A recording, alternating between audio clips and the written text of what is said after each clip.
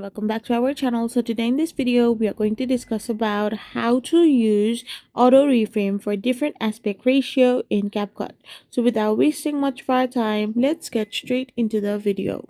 So if you want to reframe or like auto reframe for a different aspect in CapCut, then all you got to do is simply go to CapCut.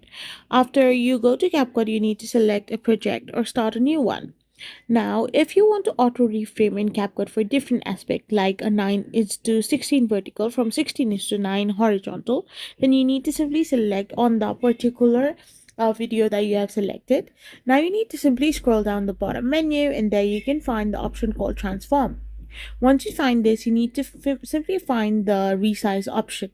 Now, as you're in 9 is to 6 option right now, you can simply auto reframe it by tapping on the 16 is to 9 section or 1 is to 1 section. So if you're going to do this and simply tap on the save button, then your video will be now auto reframe for a different aspect ratio. I hope you found this video helpful, so don't forget to hit that subscribe button and to give us a thumbs up. Thank you for watching.